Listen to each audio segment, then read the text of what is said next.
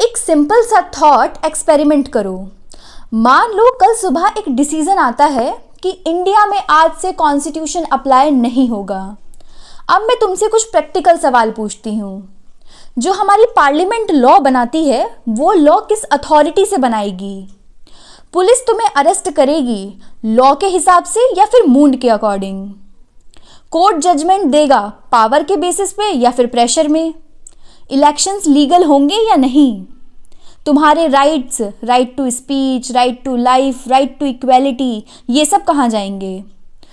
बात क्लियर है, जिस सिस्टम का बेस नहीं होता वो सिस्टम एक दिन भी नहीं चल पाता, या वो कोलैप्स नहीं होता, वो सीधा डिसॉल्व ही हो जाता है। उसका लीगल फाउंडेशन ही खत्म हो जाता है।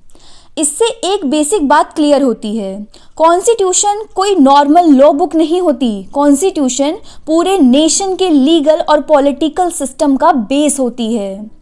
इस वीडियो में हम स्टेप बाय स्टेप समझेंगे कि कॉन्स्टिट्यूशन एक्चुअली क्या होता है, स्टेट के लिए क्यों ज़रूरी होता है, और अगर कॉन्स्टिट्यूशन ना हो तो कौन कौन सी प्रॉब्लम्स आएंगी।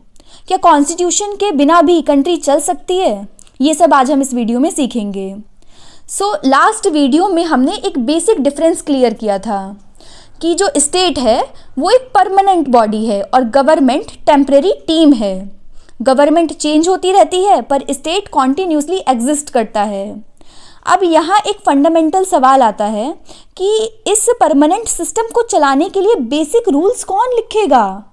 पावर को डिफाइन कौन करेगा? उसको लिमिट कौन करेगा? तो इन सब का आंसर है कॉन्स्टिट्यूशन। कॉन्स्टिट्यूशन एक्चुअली होता क्या है? तो सबसे पहले ये बात क्लियर करनी ज़रूरी है कि कॉन्स्टिट्यूशन लॉ सिर्फ लॉ का कलेक्शन नहीं है। मतलब हाँ, उसमें लॉ तो है ही, लेकिन पॉलिटिकल साइंस में कॉन्स्टिट्यूशन को कहा जाता है fundamental law of the state. Fundamental law of the state, इसका मतलब है ये स्टेट का बेसिक स्ट्रक्चर को डिफाइन करता है। ये डिसाइड करता है कि पावर का सोर्स क्या होगा, कौन पावर को यूज करेगा, पावर पर कंट्रोल किसका होगा। ठीक है, नॉर्मल लॉज पार्लियामेंट बनाती है और पार्लियामेंट चेंज भी कर सकती है।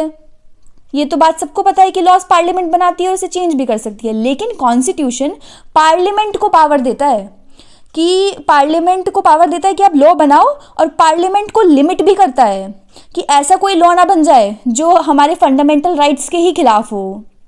इसका सीधा मतलब है कि पार्लियामेंट खुद कॉन्स्टिट्यूशन के नीचे काम करती है और कॉन्स्टिट्यूशन सबसे ऊपर होता है। इसीलिए कॉन्स्टिट्यूशन को हम कहते हैं framework of the political system. Framework of the political system. अब कॉन्स्टिट्यूशन एग्जैक्टली क्या क्या डिसाइड करता है? सब कुछ डिसाइड करता है क्या? तो अब लॉजिकली सोचो, अगर कॉन्स्टिट्यूशन पॉलिटिकल सिस्टम का फ्रेमवर्क है तो सिस्टम के सारे कोर क्वेश्चन डिसाइड करेगा, जैसे कि पावर का सोर्स। ठीक है, पावर कहाँ से आती है? मतलब किंग रूल करेगा, आर्मी रूल करेगी, या फिर कोई स्ट्रॉन्ग लीडर रूल करेगा? रूल कौन करेगा? तो इंडिया में आंसर क्लियर है, पावर का सोर्स पीपल ऑफ इंडिया। लोग डिसाइड करेंगे हर चीज़। ओके, इसका मतलब गवर्नमेंट ऑनर नहीं है, गवर्नमेंट सिर्फ रिप्रेजेंटेटिव है। किसकी? लोगों की, पीपल ऑफ इंडिया की। ठीक है, दूसरा काम कॉन्स्टिट्यूशन करता है पावर का डिस्ट्रीब्यूशन। कॉन्स्टिट्यूशन डिसाइड करता है कि लेजिस्लेचर लॉ बनाएगी, ठीक है, और एग्जीक्यूटिव जो है वो लॉ को इम्प्लीमेंट करेगी, और जुडिशरी लॉ को इंटरप्रिटेट और चेक करेगी। इसको बोलते हैं सेपरेशन ऑफ द पावर, ताकि पूरी पावर सिर्फ एक जगह कंसंट्रेटेड ना रहे। तो इसको सीधे सीधे समझो कि तलवार, आधी आधी तलवार सबके पास है। मतलब लेजिस्लेचर जो है वो लॉ बनाएगी, एग्जीक्यूटिव लॉ को इम्प्लीमेंट करेगी, और जुडिशरी उसको चेक करेगी। ठीक है, पूरी तलवार किसी के पास नहीं है, सबके पास सेपरेशन ऑफ पावर्स है। तीसरा काम जो कॉन्स्टिट्यूशन करती है वो है पावर का लिमिटेशन। हिस्ट्री का एक रूल है, अनलिमिटेड पावर इवेंचुअली अब्यूज होती है। मतलब अगर हम किसी अथॉरिटी को अनलिमिटेड पावर दे दें तो इसके बहुत ज़्यादा चांसेस हैं कि वो उसको मिसयूज़ करे। इसीलिए हमारा कॉन्स्टिट्यूशन प्रोवाइड करता है फंडामेंटल राइट्स, जुडिशियल रिव्यू और डिफाइंड कॉन्स्टिट्यूशनल लिमिट्स। मतलब गवर्नमेंट पावरफुल है लेकिन उनके पास भी अनलिमिटेड पावर्स नहीं है। फोर्थ काम जो हमारा कॉन्स्टिट्यूशन करता है वो है centre state relations. India federal country है, लेकिन कॉन्स्टिट्यूशन ये डिसाइड करता है कि कौन सा सब्जेक्ट सेंटर के पास है, कौन सा स्टेट के पास है और कौन सा दोनों के पास है, वरना हर चीज़ पर डेली पॉलिटिकल कॉन्फ्लिक्ट होता रहेगा। उसके बाद आता है कोर इंस्टीट्यूशन। कॉन्स्टिट्यूशन डिसाइड करता है कि citizenship, election, president, PM, courts, emergency system, ये सब नॉर्मल लॉ के भरोसे नहीं छोड़ सकते, क्योंकि ये स्टेट के बेसिक ऑर्गन्स हैं।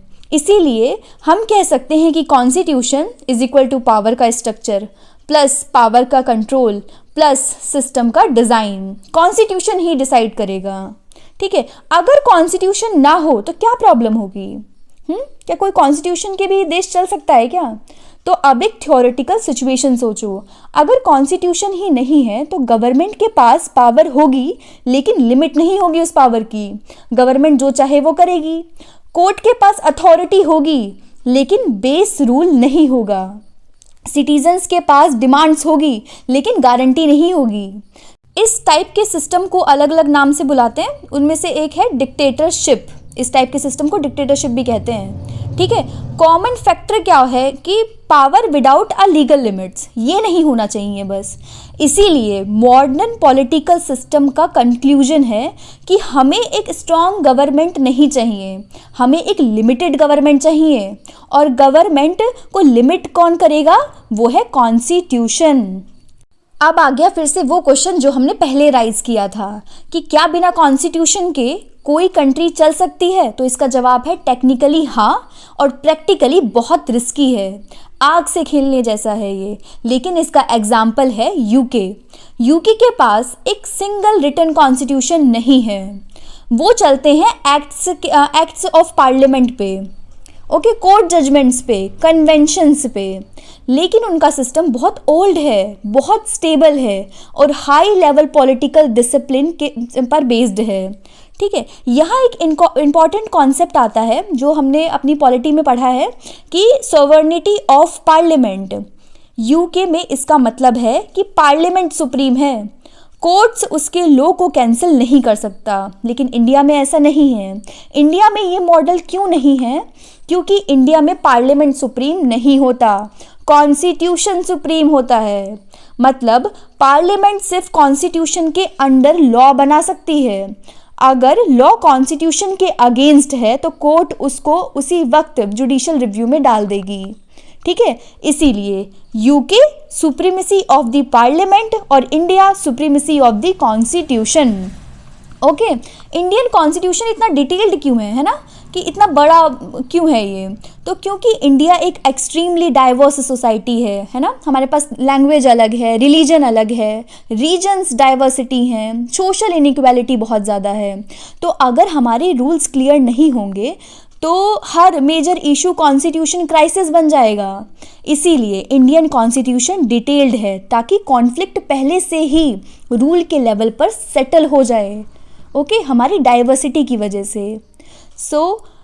सबसे कॉमन कन्फ्यूजन कि गवर्नमेंट पावरफुल होती है, तो नहीं, कॉन्स्टिट्यूशन पावरफुल होता है। गवर्नमेंट पावरफुल इसीलिए होती है क्योंकि कॉन्स्टिट्यूशन उसको पावर देता है, और जब मिसयूज़ करता है तो कॉन्स्टिट्यूशन उसको रोक देती है। इसीलिए गवर्नमेंट यूज़र ऑफ पावर और कॉन्स्टिट्यूशन सोर्स और लिमिट ऑफ पावर, ठीक है। और सिंपल लाइन ये है कि कॉन्स्टिट्यूशन सुप्रीम है और गवर्नमेंट इज़ अ सबॉर्डिनेट।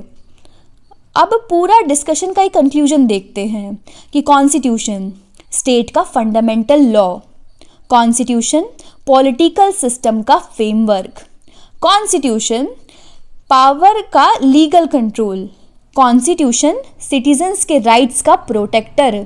बिना कॉन्स्टिट्यूशन स्टेट एक ऑर्गेनाइज्ड पॉलिटिकल सिस्टम नहीं रह जाएगा। इसीलिए कॉन्स्टिट्यूशन कोई ऑप्शनल डॉक्यूमेंट नहीं है, ये स्टेट का एग्जिस्टेंस और सर्वाइवल का लीगल बेस है कि इससे या तो स्टेट एग्जिस्ट करेगा और सर्वाइव कर जाएगा, और नहीं रहेगा तो जंगल बन जाएगा, ठीक है। तो इस वीडियो में बस इतना ही, और अगली वीडियो में हम पढ़ेंगे कि इंडियन कॉन्स्टिट्यूशन के जो सोर्स हैं वो कहाँ कहाँ से आए हैं, okay. Thank you for watching.